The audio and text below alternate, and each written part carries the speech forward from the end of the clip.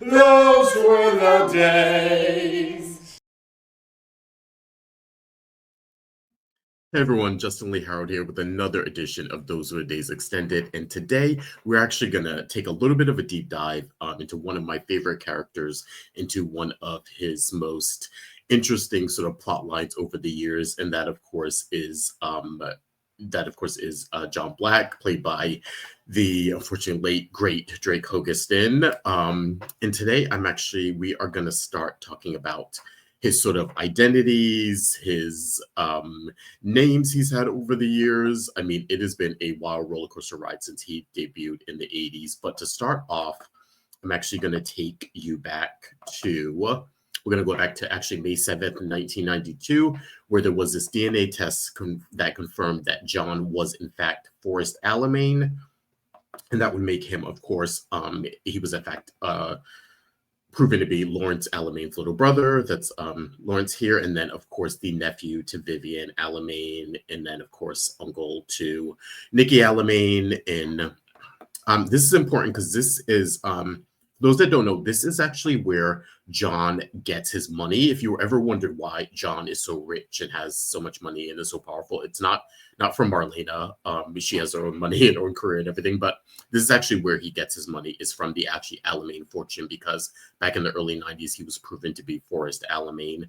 And I'll actually get into a little bit of that history a little bit later. But first, I want to sort of start off with, which was one of sort of John's first identities. And that takes us to when he, when the pawn was first introduced. And I know we've talked about the pawn. It comes up every so many years when there's a sort of a storyline where John talks about his past. But the sort of the idea of the pawn was introduced late November, I think it was 1985. And of course, we know it was an object, or it was treated as an object that Victor and Stefano were fighting over at the time. And they actually employed Steve in here. And we got, oh, sorry, I think I may be frozen. I'm not sure if you guys see me as frozen, but it should clear up any second if it is. But here is where we see Steve. We know that Steve was sort of employed to go after the pawn under Victor's orders. We know Steve was working for Victor at the time. Victor and Stefano, mortal enemies. They both was sort of fighting over this, and I think Steve didn't know what he was getting sort of his hands into. But again, he was working for Victor, being a criminal back then, and sort of was his mission was tasked to basically get the pawn, whatever that was, and bring it back to him. And lo and behold, it was this man who we later find out is John, bandaged up because he was bruised. And then we sort of got a little bit more of this storyline and the explanation of it, and how, from Steve's perspective, with the Constantine storyline we just had over the last couple of years, it sort of delved into this period of Steve's life as Victor's criminal, the guilt he felt, what happened with Constantine's daughter, Katerina, and we saw all that sort of play out. Not 100% explored to its I think those of us who were into this and into that, or liked at least that part of the Constantine storyline, I think we wanted a little bit more of this perspective and sort of what John was going through. I think, unfortunately, what we didn't get was sort of maybe a reunion or a redemption for John on screen. We know that Drake had already stopped filming at this point, and so I think people were expecting a little bit of a reunion for Drake, and then the character who played Katerina here to sort of flesh out this period of time here, which I think not considered a retcon, but was just a part of the history that they didn't explore and sort of left open to interpretation and pretty vague at the time. But give you a little insight of what was happening at that time.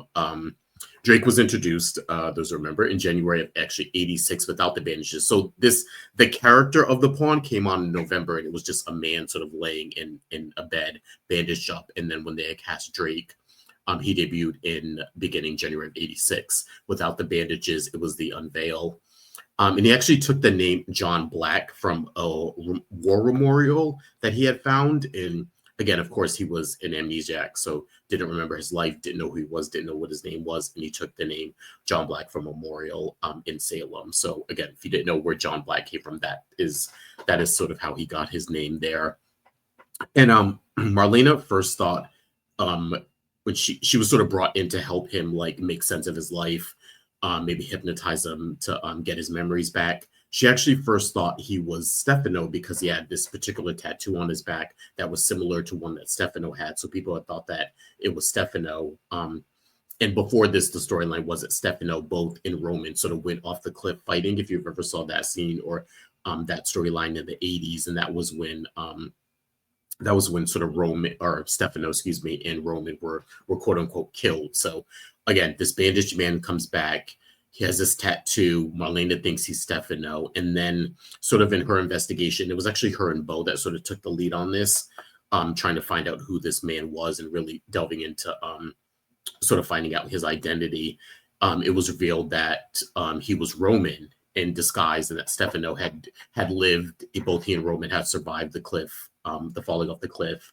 He had changed Roman's appearance and was sort of brainwashing him and using him, because the initial feud, if you didn't know, wasn't between Stefano and John. It was actually Stefano and Roman who were the adversaries in the 70s and 80s.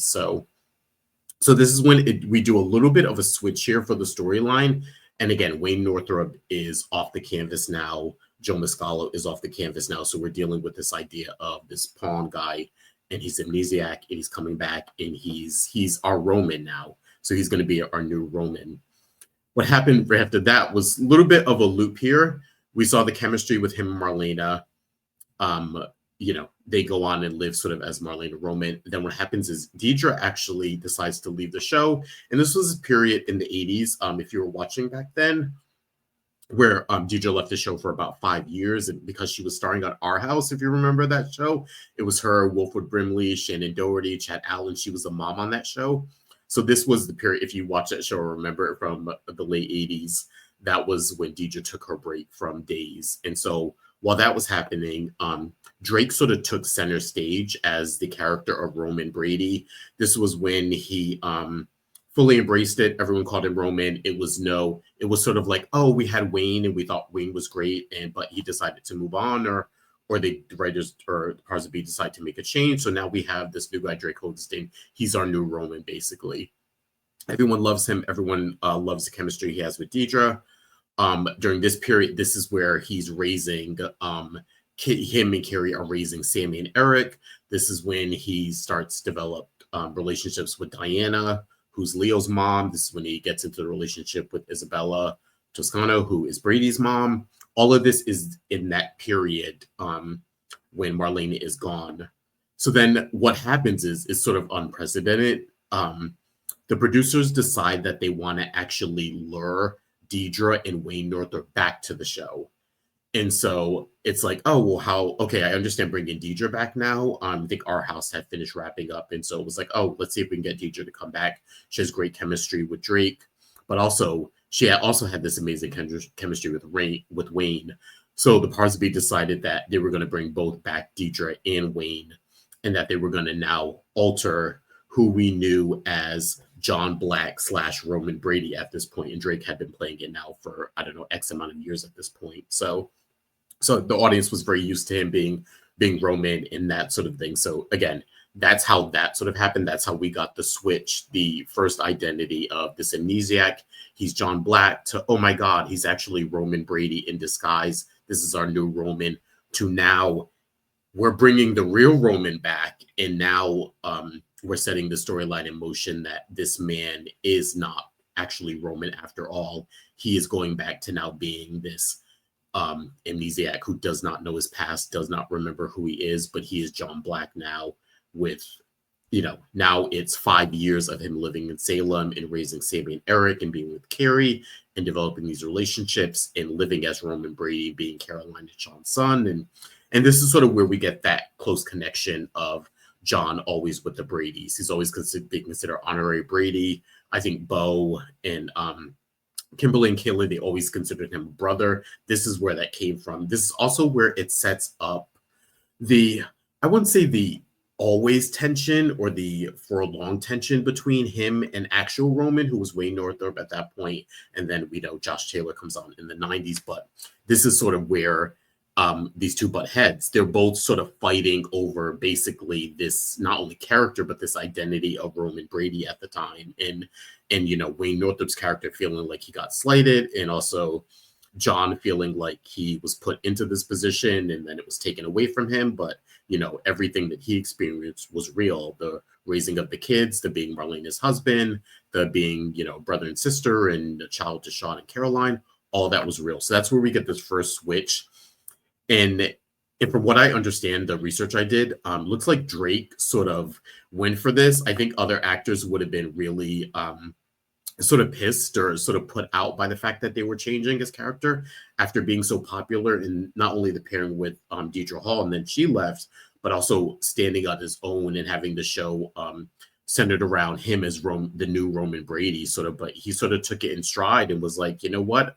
I'm going to go with this. I'm going to go with this idea of John Black. I don't know where this ride's going to take me, but he put a lot of faith and a lot of trust in the producers and the writers at the time. And I think ultimately it paid off for him. But, just kudos to Drake for sort of sticking with it, because I think a lot of other actors would have hightailed it out of days and been like, wait, you're bringing Deidre back, which is awesome, but you're bringing Wayne, who I essentially replaced. What does this mean for me? What are you trying to say about my confidence or as an actor? But no, I think the writers were just making this amazing. They want to do this amazing storyline, and they were really hedging their bets, and it ultimately really paid off, and it generated storylines for years that we're still dealing with now, even as far as a couple years ago. And I'll get into that a little later. But then we have this iteration where John is now just John Black. He's not Roman Brady anymore. He's not severed his ties to people, but it's also like, where do I go from here? So we need a new identity for John. And this is where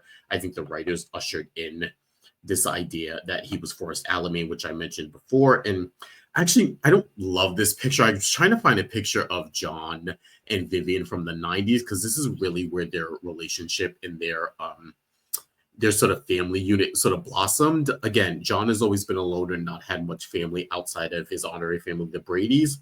But in the 90s, if you were watching, you know that John always had a soft spot for Vivian. I think once he found out that Vivian was his aunt, and they sort of had this very interesting aunt and nephew relationship where they weren't terribly close in terms of like always being with each other in certain storylines. But we do know that John, always longing for a family, really had a fondness for Vivian. And as crazy as she was, he did love her. And Vivian, as we know, as sort of obsessed as she is with her family, with the relationship with Lawrence, and we'll get into it in a second, we know that she took family seriously and was loyal, and definitely was very loyal to John once she got over the fact of realizing that he was her nephew and that he was Forrest. But to give you a little bit of background on that, for those that don't know, the storyline was that John was adopted after birth by Philomena and Leopold Alamein. Now, and named Forrest, so that's where the name Forrest Alamein comes from, which is John's original name. Leopold was actually Vivian's brother, so that is how Vivian is John's aunt. And then Philomena Alamein is actually Daphne Demir's sister. Now, if you don't know who Daphne Demir is, she is Stefano's first wife. She is also Tony's mom. And so she was also a character late 70s, early 80s before she was killed off. So that is how sort of the family connection is. John was born, given up by adoption. He was adopted by the Alameins, Leopold and Philomena, taken over to Europe to raise. That is how he was Lawrence's brother, and then Vivian's nephew.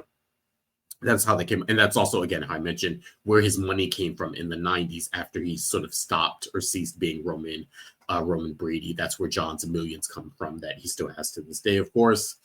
And the history was that Lawrence, as evil as he was, as we knew him in the 90s, he, was a rapist and an abuser and just an all-around bad guy. He was just as much of a psycho as a young kid, because he did not take too kindly to the fact that he had a brand new little brother named Forrest Alamein, and he actually tried to kill Forrest/John when they were children, basically forcing Philomena and Leopold to send John away to this boarding school in the United States named Winterthorn. Now, you may remember the name Winterthorn because that is the cover for the school that basically trained assassins. That is also where John met Eduardo Hernandez. Now, we know Eduardo is the father of Gabby and Rafe and Dario. And played by A. Martinez, of course, and when A. Martinez came to the show, we saw that he had sort of this reunion with John because they went to this boarding school when they were young kids, and later found out that that boarding school was just a cover. It was training assassins. So that is how John sort of got removed from the Alamains and lost track of them. And that is why, and as I mentioned earlier, in the first spot in 1992, they had to have DNA to prove that he was Forrest, because he had sort of got separated from them and then sort of taken over by Stefano after coming out of Winterthorn, this sort of trained assassin school back then. But a lot of things came from that. We know, again, the Eduardo Hernandez connection. Stefano basically took him from this school, brainwashed him, and decided that's when he sort of made him, quote unquote, his pawn, his mercenary, his, he was not Stefano's right-hand man, but he was, ownership and property of Stefano. And one of his first assignments was when Stefano brainwashed John Black to think that he was a priest. And what did he do? He implanted him in this small town that he was staying in named Aramid. And of course, we know that storyline. A young priest named John Black a young priest, not named John Black at the time, but a young priest actually became friends with this young married woman who had two children by the name, of course, of Rachel Blake. Those two children, of course, were Kristen and Peter. So again, ties back to that was one of his first assignments, was being stationed in Aramid. Why? Because Stefano was there with Celeste. And of course, we know Celeste had ran there after she gave birth to Lexi and that whole part of that saga. But yes, that was one of John's basically first assignments as a pawn or a mercenary or, worker or property of Stefano at the time. So that's how that all ties into. That's how John is Forrest. That's how he is related to Vivian to stay. And like I said, one of the sort of nice things of the 90s, and again, I wish I could find a photo from the 90s of them, but they didn't have a lot of screen time together. But when they did, it was just nice to see Drake as John was very, very protective of Vivian, especially during that time. And I've talked about this in a previous, those were the days when Vivian was married to Stefano and Stefano was conning Vivian. John very much was front and center in that storyline as Vivian's nephew, as sort of her protector. And he was very suspicious of Stefano and wanted to sort of really look out for his aunt back then. This is the last scene. This pick is the last scene where we got of John and Vivian here having lunch in the Brady. And this is when she was trying to persuade him to come and work at Titan. He, of course, said no. But it was a nice scene. I'm glad that we got a scene of John and Vivian unfortunately before Drake passed, because it was a really interesting sort of dynamic of them back in the 90s. And if you could find clips, please go check it out. Really nice. Sort of two people who you wouldn't think would get along, but have this familiar connection. So it kind of works, kind of a thing. So yeah. Going off of that, they decided again in the 2000, I want to say 2000 aughts or 2010s, they decided that they wanted to build upon this idea of expanding John's history and adding to it. So what they did was I wouldn't consider a retcon, I'd consider it an add-on to this idea of him being Forrest Alamein. And for the record, just so you know, John being Forrest Alamein, no matter how many times they've retconned his history, no matter how many times they've given him different birth parents over the years, that part of his history has always been canon. Him being adopted as a baby, adopted by the Alamains and raised for the first few years, and being Forrest Alamein. That has always stayed, and that has always been a part of his history, even though they've quickly, in many, many times, which I'll quickly get into in the next couple minutes, they've changed who his birth parents was. They've changed how he started out. The Alamein part is always canon. So again, adding on to that in the early, I want to say late 2009, early 2010s, they decided they want to expand on that. And this is when they were bringing back Teo Penglis as Tony. So they kind of wanted to put these two characters together. And they basically had John find out that Daphne DeMira was actually his birth mother. So that put him in the different category of being a quasi DeMira, but it also set up this this sort of, I don't know if it was partnership, because they never really did it to fruition. It was sort of this partnership or this rivalry with Tony, since they were bringing Teo back as Tony. And I think they wanted to establish them as brothers. And I think it was up in the air which what that storyline would be moving forward, whether, you know, they would be best friends or they would be rivals. But basically the idea was that because Philomena Alamein was Daphne Demira's sister, the history was that Daphne cheated on Stefano, had an affair, got pregnant, and that baby was John. And Stefano basically made her give the baby away because he wasn't his, of course. So she, of course, gave the baby to Philomena and Leopold, her sister and brother-in-law. And that is how we got the connection between John going from being Daphne's son to adopted by the Alameins. And like I said, they never really went with that too much. I think they played around with John and Tony a little bit, kind of starting up a rivalry, but it just never came to fruition. But what it did was establish the idea that that is one of the that is probably the sole reason as to why John was targeted and John was taken by Stefano, essentially, from the assassin school, was the idea that he hated John, and John was a symbol of basically Daphne cheating on him, and that he wanted to sort of ruin John's life. So that it sort of it didn't do anything in terms of expanding John as a character as we saw him on the screen, but I think it gave a lot to the idea of, why does Stefano have it out for this guy? Why does he hate him so much? He's actually not Roman Brady, so he's not his adversary. Why is he so fixated on either making John his property or getting back at John or trying to destroy him? So this was sort of the backstory that led to that. And actually, I actually really love that retcon. It sort of put him as a brother to Tony, and that which I think made a lot of sense. And also just fleshed out the Stefano part of it, which I thought, so I actually was perfectly fine with that. I thought, oh, this isn't so much as a retcon as it's building on the history of John that we know, and that we've been getting now for, at that point, a little bit over 20 years. So I kind of like that development. Now I'm going to go into quickly these next few sort of, which I consider retcons and just things that just didn't really land, I think, in terms of changing John's identity. I think at the time, the powers that be were just looking to give Drake a big storyline. And I got to say, I think they could have done a little bit better about these ones. And I'm not going to spend too much time on it, but I will go through with them. The Colleen and Santo Demira storyline. Ultimately, I just think this was a vanity project for Alison Sweeney and James Scott, which really highlighted them, which was awesome. But what we got out of that was John now wasn't Daphne Demira's son. He was now Ryan Brady, who was Colleen Brady's son by Santo Demira. So that made him a nephew to Sean Brady and cousins to Bo and Kayla and Roman. And then on the Demira side, it made him a little brother to Stefano. And then this is when John came back as Ryan Brady / Ryan Demira, and he was all about, his personality was changed and he was ruling Demira. This is also when he and Marlena divorced him because of that. And that's actually when he started dating Ava. So this was the John and Ava years when they were together, briefly. Was not a fan of that storyline. I don't think most people was. They sort of were doing it as this romanticized view of how the Brady Demira war started, and they were trying to link it to that. Ultimately, I think it didn't have legs. It didn't have a lasting effect.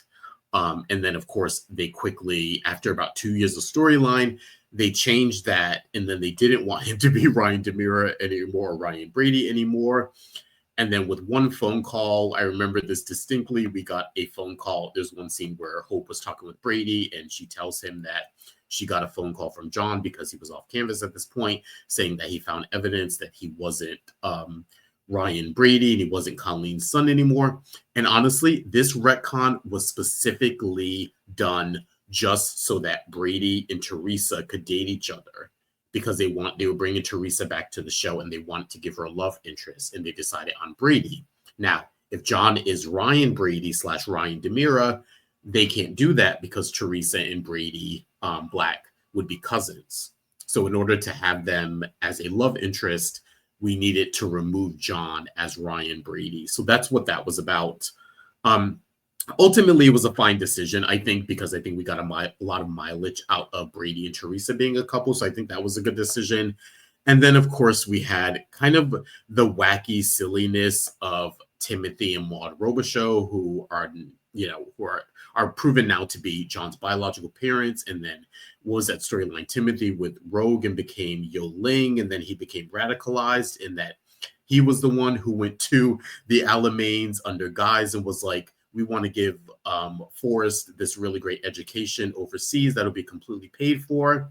And they basically stole him. And then, so that is that, that sort of yodeling thing. It just never really made much sense. I'm not sure where the writers were going with that. There was no sort of lasting effect from it. I will say the one amazing thing that we did get out of it, which is my last point, which I'm so glad that they did this, is that we got, of course, here we go. We got, of course, the introduction of Dick Van Dyke as the actual real Timothy Robichaux, who is John's actual father. Again, the storyline, it's technically still going on. We know that John is still up in the universe of days and still alive so far.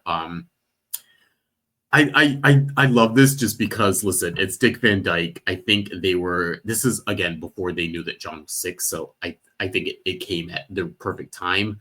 It's a perfect way, I think, to cap all of this John's paternity. I mean, John as a character now is in his late 60s, early 70s. It's like, how many times can we do this? I think it was a great way to just cap it off. They got the legendary Dick Van Dyke. And if you don't know the story, Dick and Drake are actually friends, or were friends, and they used to go to the same gym together. And I think Drake had this idea of, oh my God, wouldn't it be awesome if I can get the legendary Dick Van Dyke to be my dad? He pitched it to the producers, they liked it, and then he sort of nervously approached it to Dick Van Dyke, who was ecstatic and actually revealed that he actually wanted to be on Days, and that he was sort of waiting for Drake to ask him all these years, and that, he felt a way about maybe putting himself out there for that, or didn't want to impede on their friendship, but it sort of was serendipitous and came together. And I think it was knowing what we know now, that Drake would soon become sick and have to leave the show. I think this was a perfect way to sort of cap that off. I think it makes up for some of the silliness we got in the last few years about the paternity of John Black. So I think, again, we got to send Drake off knowing that he had found, we know he found his birth mother years before that, but that he found his dad, and he continued to have a short but sort of meaningful, really wonderful relationship with his birth father, played again by legendary Dick Van Dyke. So yeah, that was a very long road down some of the identities of John Black over the years. And again, I could see the clock now. We're almost at 30 minutes, and that was a very sort of brief version of the 40 years of this character and his different identities. So again, such a rich character. We miss Drake. I know we have they're wrapping up sort of his final storyline coming up, but it was just nice to take a little walk down memory lane and look at all of the different iterations of John or Forrest or Roman or Ryan Brady, whoever, John Robichaux, whoever he's got to play over the last 40 something years. So yeah, I think, again, like I said, bringing in Dick here at the end was a really nice way to sort of cap it off with a really nice, nostalgic, heartfelt, sort of sweet bow. So yeah, there you go. That was this week's edition of Those Were Days Extended, and I'll see you guys next time. Thanks. Those were